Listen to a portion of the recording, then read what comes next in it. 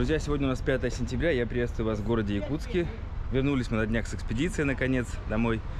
Монтировать дороги я ничего не успевал, поэтому подробностями поделюсь позже. А сегодня начнем, в принципе, историю нашей экспедиции с официального мероприятия. В Доме печати у нас пресс-конференция. И я думаю, что словами Николая Александровича для начала расскажу вам о планах экспедиции, о целях и об итогах. Постараюсь кратенько. Вот наши курганские парни, Серега с Яковом. Пока у нас в гостях в Якутске. И вот уже мероприятие начинается потихоньку.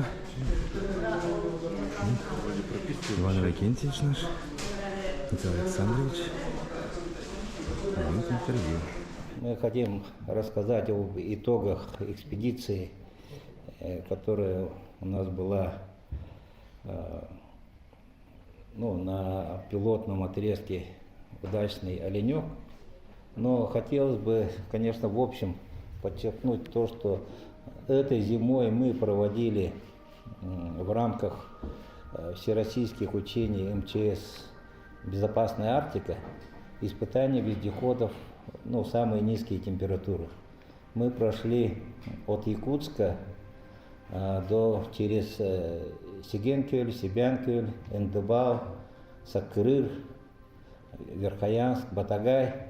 Сделали такой круг, около 3000 километров, преодолели горные перевалы, более километра. Очень много километров шли по наледям, по воде. Температуры были ниже 50 градусов, и машины показали себя очень достойно, потому что мы почти треть пути проехали с помощью компаса, беспилотников, выбирая маршруты. Но вездеходов, с хорошими техническими характеристиками, много. Главным отличием бурлаков является то, что помимо хорошей проходимости, они могут перевозить полезный груз. Около 2 тонн на самой машине и 1,5 тонны на прицепе. И зимой мы в качестве примера Кобяйское землячество нас снабдило фруктами, овощами, куриными яйцами для детского сада в Сибянкюле.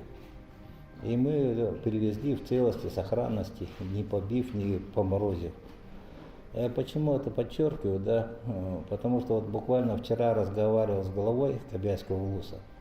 Он говорит, сейчас доставка 1 тонны груза в Сибянкюль из Якутска 260 тысяч на Ан-2. То есть, если бурлак везет 3,5 тонны, это, можно сказать, может сэкономить около 1 миллиона бюджетных средств.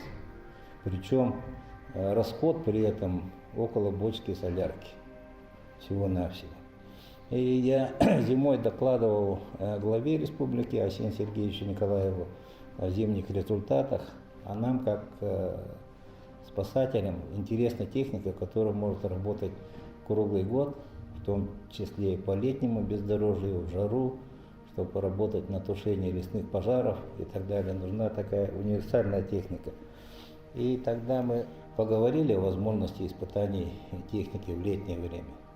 И, конечно, это дорогостоящее мероприятие. Я очень рад, что руководство вездеходов «Бурлак» согласилось на это дело, потому что нужно быть, во-первых, уверенными в своей технике и иметь амбициозные планы для того, чтобы развивать свою технику на северо-востоке нашей страны.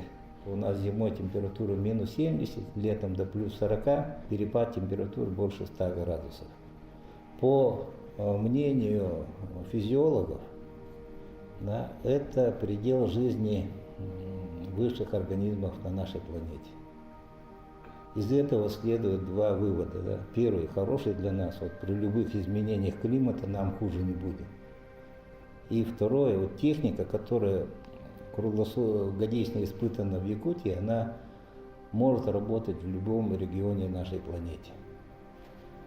И поэтому рад, что Бурлак согласился провести испытания, и рад тому, что Министерство транспорта Якутии и Минартики поддержали нашу инициативу. Дело в том, что в связи с изменением климата у нас сократились сроки зимника на несколько месяцев.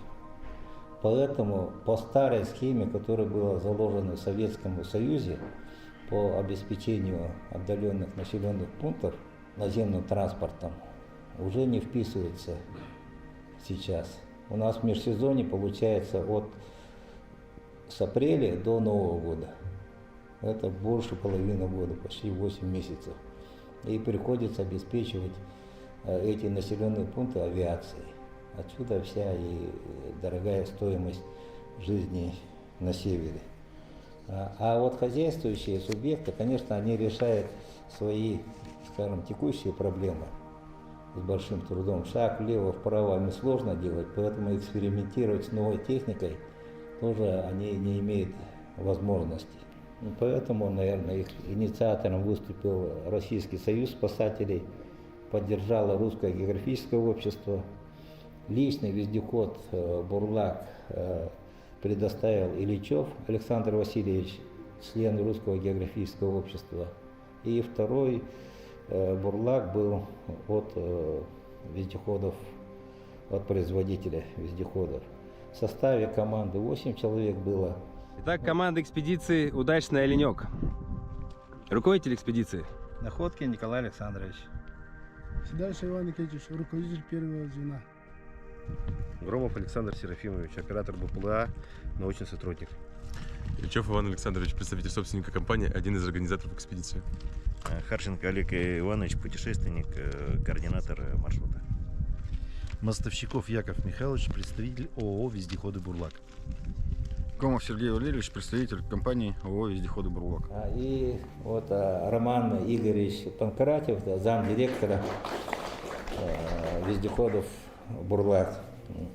У нас 2 машины участвовало. Одна машина выехала из Якутска до Мирного, вторая из Кургана до Мирного.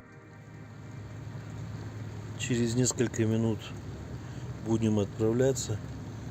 Сейчас буксир разворачивает нашу баржу на 180 градусов.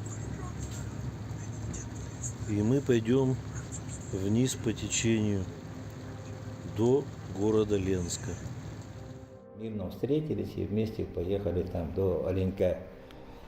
И задачами экспедиции было испытать бурлаки в бездорожье в летнее время, в летнюю жару. Кстати, сделано много предложений, и я рад, что руководство Бурлака прислушивается и модернизирует. И каждый следующий выход техники уже более совершенен для наших условий. И исследовать летнее состояние зимника, удачный оленек. Там 300 километров, которые усложняют жизнь оленька в межсезонье. И сравнить хотели себестоимость доставки свежих продуктов до оленька. И по пути у нас были планы частично выполненные, исследовать места привлекательные для туризма. Мы планировали начинать это в июне, но по ряду причин экспедиция у нас началась в августе месяце. И вот ситуация такая была. Вот после закрытия зимника и до глубокой зимы оленек обеспечивается всем необходимым с воздуха, авиацией. И стоимость в данный момент картофеля в Оленьке составляет 370 рублей на килограмм. Там же сельский район, там не такие богатые люди живут. И когда у нас машина ехала с Ленска, мы видели, что в Ленске стоимость картошки 35 рублей в Нюе, с фермером договаривались. Он говорит, что доставка до Удачного на обычном грузовике добавляет 20 рублей на килограмм. То есть в Удачном это может стоить 55-60 рублей. И вот на 300 километров у нее стоимость превращается в 370. Конечно, мы не знали, какая дорога, по картам смотрели, что можно преодолеть. Там не такие перевалы, как на Верхояне. И на самом деле Бурлак прошел. Одиночный Бурлак вообще даже нигде не буксовал. Единственное, может, переключал передачи. А 2 раза мы использовали лебедку, когда для машины, которая была с прицепом. И причем лебедку использовали только для того, чтобы не насиловать двигатель, новая машина. И перестраховались, чтобы не форсировать его. И в Оленек мы прибыли в день празднования Тугунка. Так, конечно, мы не рассчитывали, но получилось очень хорошо. Картошка была очень к месту. И мы поняли, что себестоимость ее может быть значительно ниже, чем сейчас. Поэтому мы фактически данные передадим университету. И мы вообще хотели бы, чтобы по итогам наших испытаний зародилась новая концепция по обеспечению малых населенных пунктов. Испытано на себе. Сборы идут полным ходом. О, помещается, да? Да. Отлично. Время снимает, да? Поэтому осторожно, в туалет ходить, там, то все. Особенно с квадрокоптера буду лететь, там за камнем будешь сидеть. Было так. Тянуть уже дальше некуда, нам надо выезжать. Наша экспедиция состоит из 2 групп. Первая, это наша машина будет, она выдвигается сейчас по маршруту федеральной трассе от Якутска до Мирного. По пути будет 4 переправы. Возможно, там будет и очереди, и всякое разное, поэтому сейчас время есть, можно ехать. Водителю, конечно, надо первое время по трассе ехать, привыкнуть к габаритам. У нее радиус достаточно большой, разворота. И нам приключения по дороге не нужны. Поэтому будут остановки, ночевки, да, далеко не отлучаться, не уходить. Всегда предупреждать друг друга, кто куда пошел. Знаете, что мы поедем по зимнику, по которому машин мало, попуток мало будет. Поэтому нежелательно нам никакие эксцессы, травмы и так далее. Чтобы не заблудились. Все равно грибы будут и так далее. Будем собирать подножный корм, рыбу. Где будет, она будем ловить. И есть предложение от Ивана там по реке Алгуйдах. Там много легенд всяких ходит о том, что есть медные котлы, там какие-то достопримечательности. Но это мы будем на обратном пути. По хорошей дороге медленно ехать всегда тяжело, но учитывайте, что у нас эти покрышки стираются, они и так сотрутся, наверное, но чтобы минимизировать это, быстро не ехать. Старшим сейчас будет Иван, он и водитель, дорогу знает, людей знает. Я вас догоню в Мирном, наверное. Испытано на себе.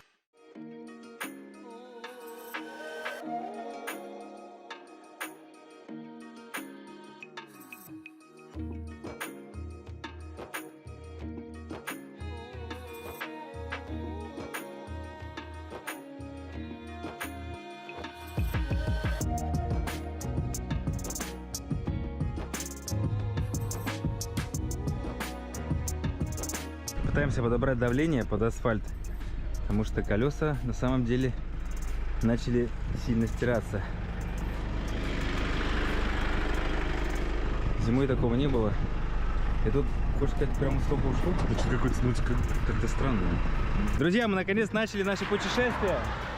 На бурлаках это уже летняя экспедиция до поселка Оленек. Сейчас мы движемся в Мирный, пока это часть нашей команды. Вот ребята Иван, Александр и Иван.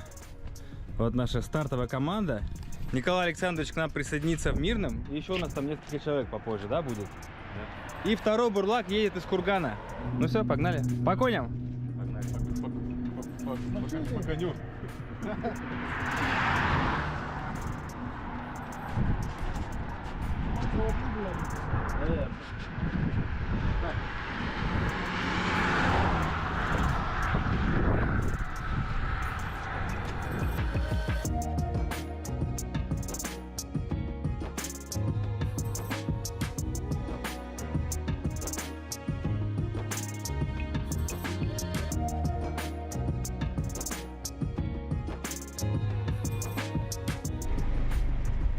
Установили датчики температур. Вот сейчас остановились возле кафе «Дальнобой». И завтра хотим вот развал схождения сделать в сервисе. Я хотел уточнить, вот рулевой наконечник, он же в рычаг заходит, правильно? Да. И его мне надо со ступицы откручивать, чтобы она сама откручивалась, или этим сзади болтом ее затягиваем? Делаем развал схождения. Заехали в автосервис. Бердигистяки.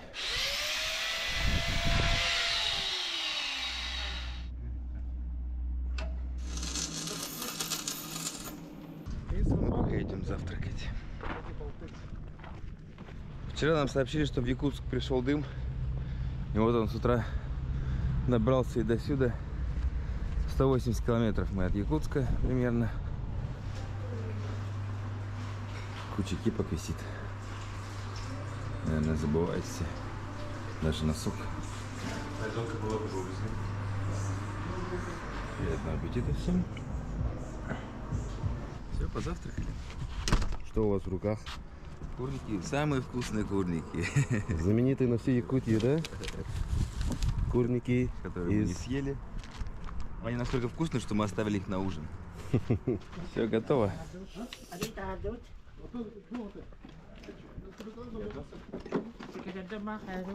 Вот механик Николай Кубаров.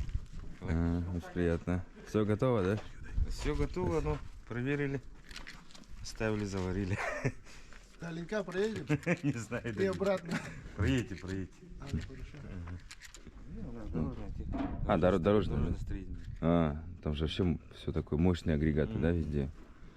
Это особый навык, наверное, нужен для этого. В принципе, да. Учиться надо, заканчивать. Опыта набираться. Опыт самое главное. Теперь надо немножко вперед-назад, так вот пошевелить колеса. Заварили пружины еще, ребята. Лопнуло. Ну все, сделали, все хорошо. Спасибо им. Везде есть друзья, братья, родственники. Вот, вот с кем-то едешь там по экспедициям. Да, у нас в республике так.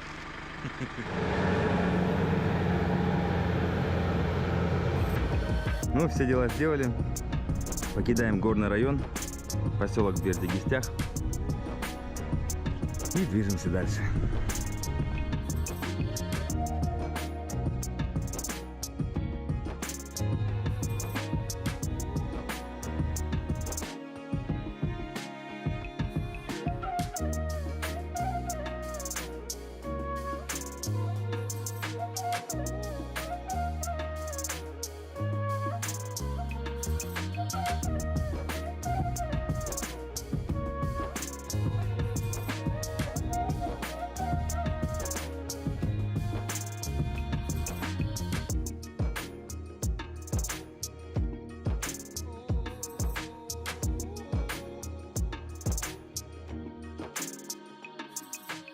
Река Вилюй.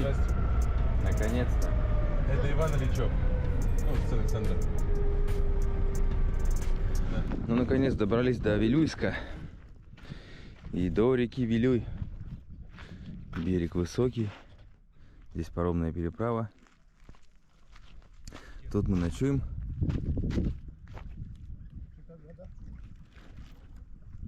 Мошки много.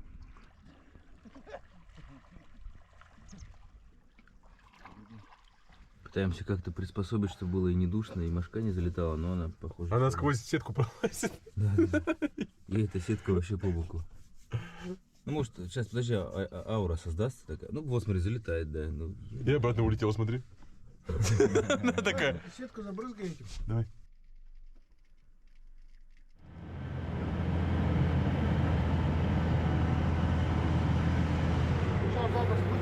Едем к археологам. Там археологи, короче.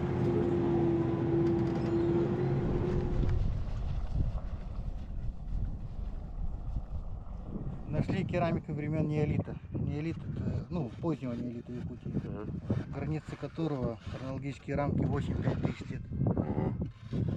И вот, проводим изыскания. Пока ничего нету. Вот, видимо, находка оказалась случайной. Пока непонятно. А как подняли?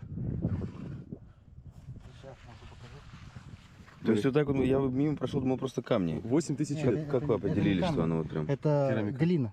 Ага, ну я имею в виду, что я бы просто не... Представляешь? 8000 лет. Вот. 8? Да. Опять 8000 лет. Следы от шнура. Они, скорее всего, жили тут, а вот эта находка просто.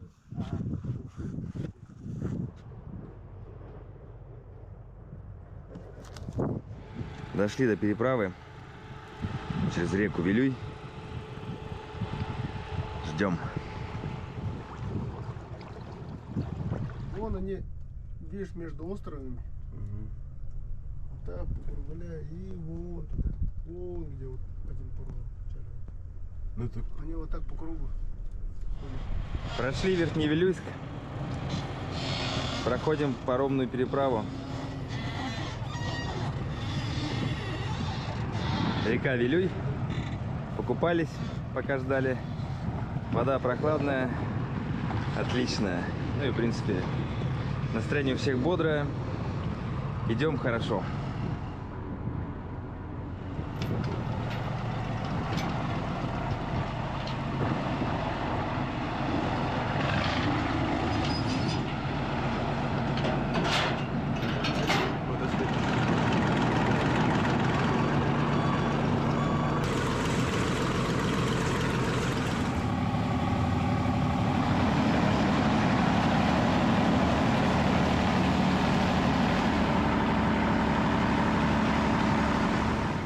Там нормально? Понятно. Идем, да, нормально.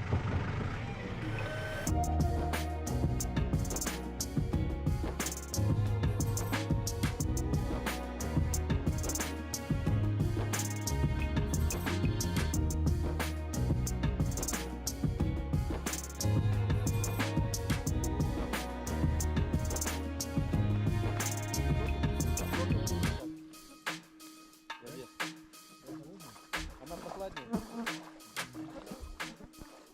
Сразу без базара прыгать. Да. Вот, красавелла. Кукарелла, красавелла. Иван поймал матросика. Красиво. Первый улов на реке Марха напротив села Жархан Нербинского Луса. Так, у вас что за... Скажи, я себя еще поймал. Колебалка 8-граммовая. Поздравляю. Сейчас все будем догонять. Да? Ваня сегодня у нас отличился уже второй рыбой. Ну, поздравляю, красавчик. Да. 1,7, да? На ужин у нас сегодня жареная щука, свежепойманная Иваном. Красавчик, добытчик наш. Сейчас поужинаем и будем отдыхать. Немного устали с дороги. Солнце село, закат был такой симпатичный. Вечерняя рыбалка продолжается. Окушок? Не окушок, окунь. Окунь. А? Окунь пошел. Тот же самый, да? Тоже, да.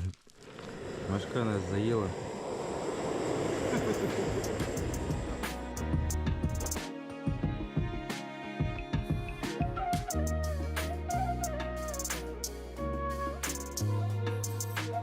Проехали город Нюрбу. Подъезжаем к паромной переправе реки Вилюй. Снова. Уже отошел паром. И вот мы успели. Да, возвращается. Вот буквально последние, получается, минуты успели подойти, чтобы сходу погрузиться. Отлично.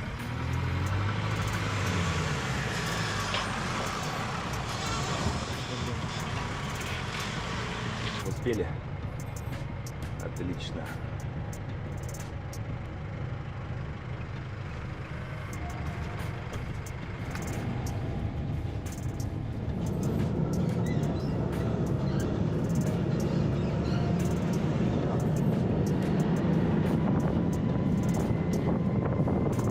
Сенокос идет полным ходом. Вот на таких маленьких тракторах здесь работают ребята.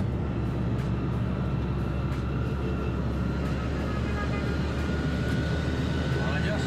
Датчики показывают достаточно высокую температуру. Тут плохо видно. Но у нас есть прибор. Мы еще дополнительно, потому что датчики не очень точные, Контролируем температуру. Вот. 118. 108 до пика. Поедем так, на всякий случай проверим, как будет ли лучше охлаждаться.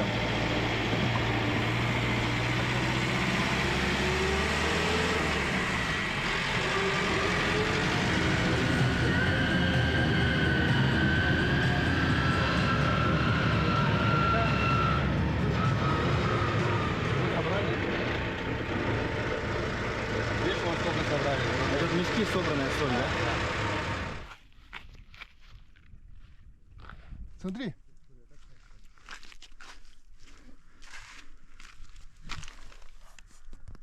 Прям соль.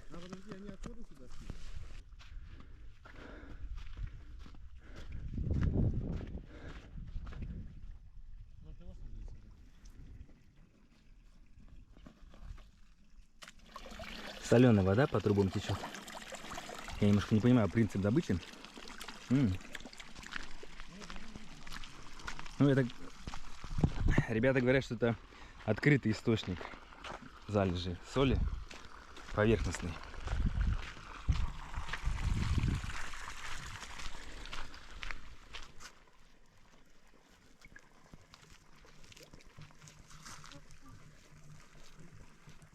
Как зовут вас? Алексей меня. Очень приятно. Отсюда, от поселка где-то 70 километров дальше. Раньше, в советское время, тоже добывали соль. Там просто ручеек и в Кипендяйку попадает. И там тоже соль. Соленый добывали. ручеек идет. Ну, А так она из-под земли, говорите, да, идет? Бьет вода да. соленая. А вверху, где вот ручеек попадает и речку, а там с этой стороны пресная вода. И потом уже соленая становится. Весной, когда воды много, соли-то мало, поэтому... И он заходит елец, да? И вы вот тут можете ловить. Елец, щука, и сорога, окунь. И прямо вот в этом месте, да? Нет, просто по всей речке. По всей. И вот здесь камень циолит, который очень хорошо впитывает запахи, как мне рассказывали. Вот у меня холодильник стух. Мне как раз советовали, вот, найди такой камень. Вот мы нашли. И у нас еще есть морозилка, там тоже чуть-чуть пахнет. Вот сейчас положим, протестируем в дороге. И вот тут целая куча этого добра.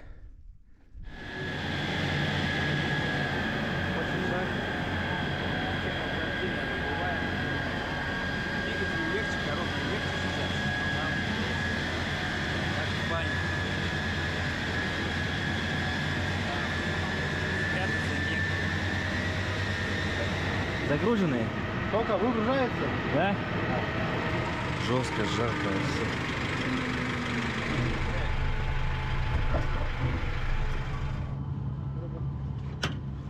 Третий паром. Самое, от чего зависит время.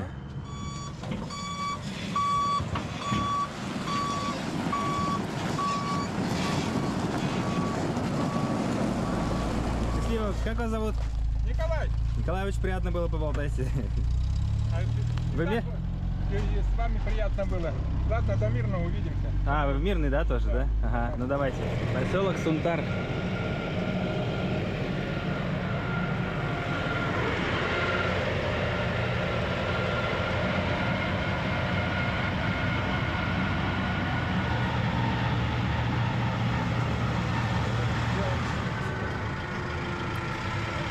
По-моему, вот этот тип идет на нас на дорогу. Да, бычара. Ух, бычара. Снимай, смотри, кушает.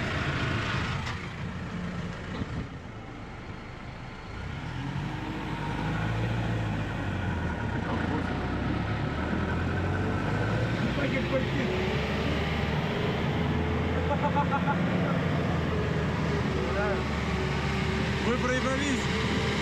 Наша крайняя паромная переправа. Реально получилось, всю дорогу нам везет, и мы сразу попадаем на паромы.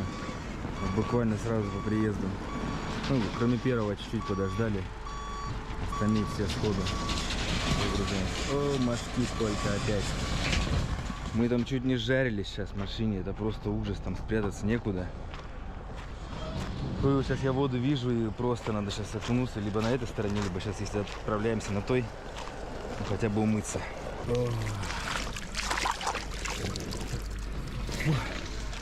Это мошка озверевшая вообще здесь. Ой.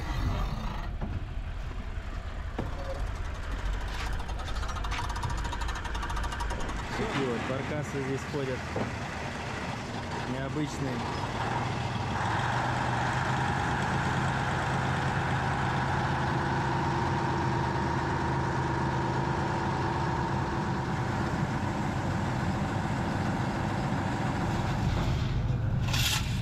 Ну а вы, близнецы, кого встречаете?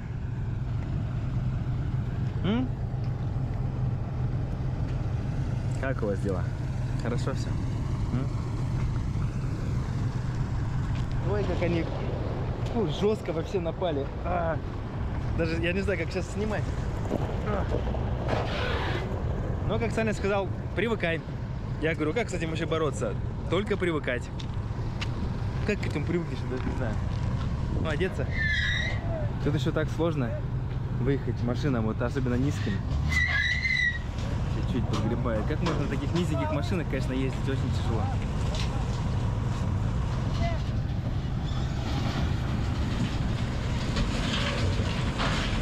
Наконец купаться. Купаться в речке очень хорошо. И кормить мошку. Кормить мошку.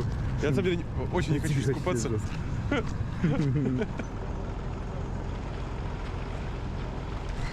Это река Крестях. И что-то тут вода прям заметно холоднее, чем ранее.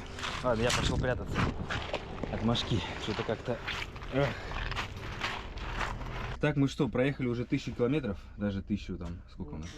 Чуть больше, но вот границу такую 1000 пересекли. И сейчас сообразили, что мы даже толком с вами все не познакомились. Едем так вот все, как-то дорога, путь. Поэтому я хочу вам подробнее представить нашу дружную боевую команду.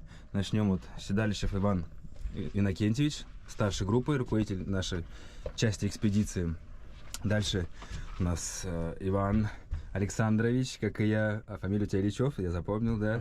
Соответственно, он представитель компании собственника бурлака данной и как один из организаторов экспедиции. В общем, тоже курирует все организационные вопросы, ну и, собственно, помогает так же, как и все остальные. И у нас Александр Серафимович Громов, можно сказать, второй оператор БПЛА дрона. Так что мне гораздо легче, научный сотрудник наш.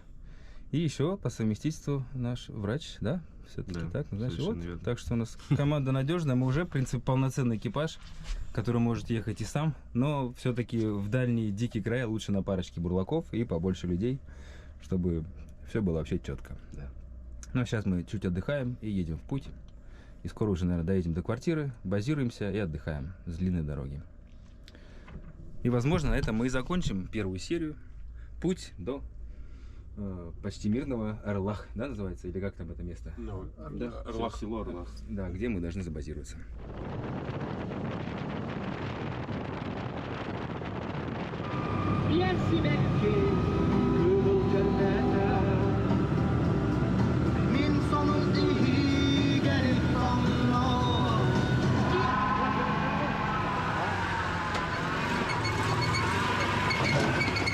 До Мирного осталось 20 километров туда, прямо по дороге. Мы сейчас свернули налево. Вот поселок Орлах, откуда Николай. Участник тоже, один из команды экспедиции. Друг Находкина Николая Александровича. Вот. Перегружаемся к Николаю и на квартиру. Все, ничего не забыли. Чувствую, место у нас шикарное. Здесь речка прям рядом с домом. Запах такой свежий. Ну и апартаменты. Куда идем? Ух ты, веранда.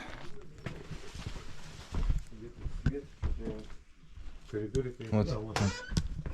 Он там был. Он в натуре знает, у него есть прямо точка медного кота. Это он... Но завтра я не знаю. Приедет человек, который туда пытался доехать, но он не доехал. Слушай, так он пытался, у меня есть тот, кто доехал. Кухня шикарная. Ладно. Можешь выйти... И тут на веранду выход? Конечно. О, класс. Спасибо вам, спасибо хозяйке. Как зовут хозяйку? Галина Федоровна. Галина Федоровна. Галина Федоровна. Она не сдает, но как... Спасибо вам большое. Да, Ну да. Ну я сказал, что я приведу тебя к ней, варите обед. Ужин в казане и спать.